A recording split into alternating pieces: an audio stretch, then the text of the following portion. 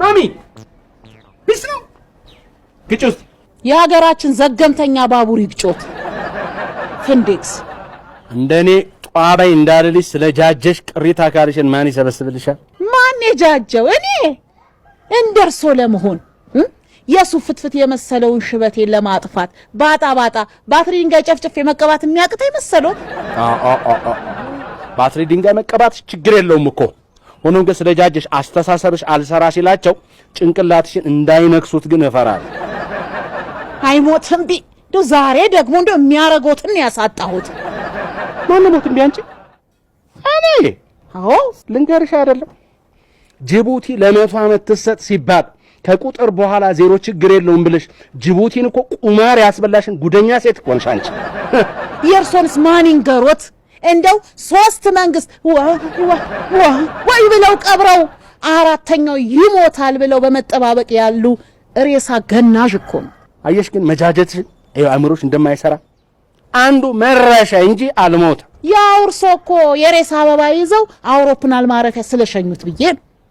ማንሽ ፍሬንድ ትንቀሳቀሽ አንቺ እኮ ዝም ብለው ከሰምሽ እኮ እኩያ ስለመመስልሽ ልጀንጅነት ይኛለሽ። እኔ እርሶን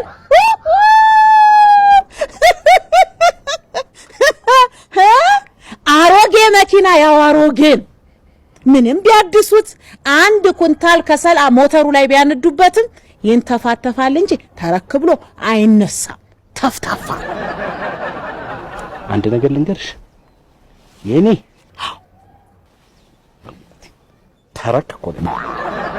ተረክላለሁ ብለው ሲፍጨረጨሩ ተተርክከው እንዳይቀሩ።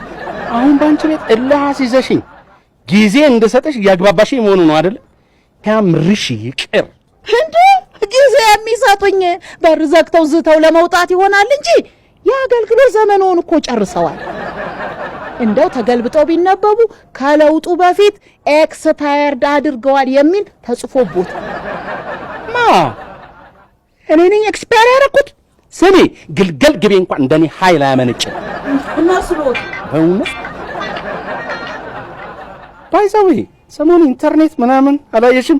2020 በርዝዴይ እኮ ሻወሬን ምናምን አከበርኩ እኮ እንዳንቺ ብሎ ይሄ በነጩ ሻማ እኮ ምናምን በሻምፓኝ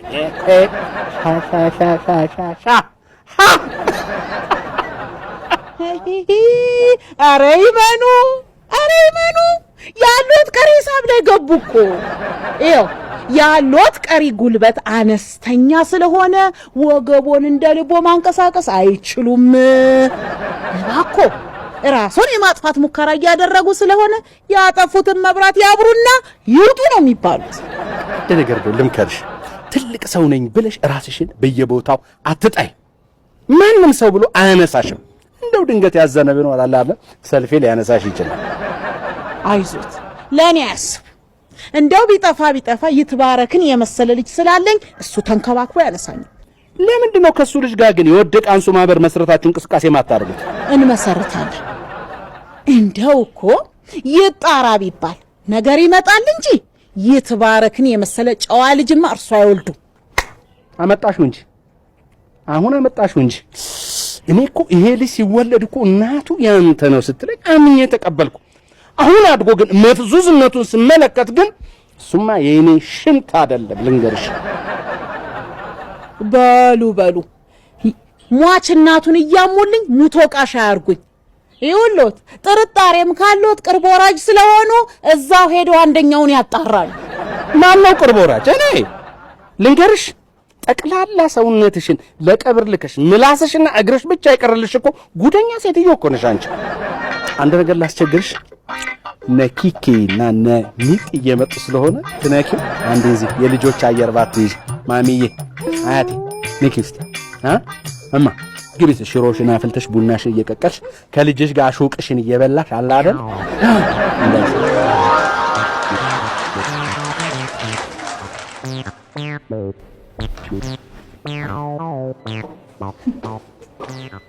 አዲስ የተቀጠረች ሰራተኛ ነሽ? በእምነት ትባላለች።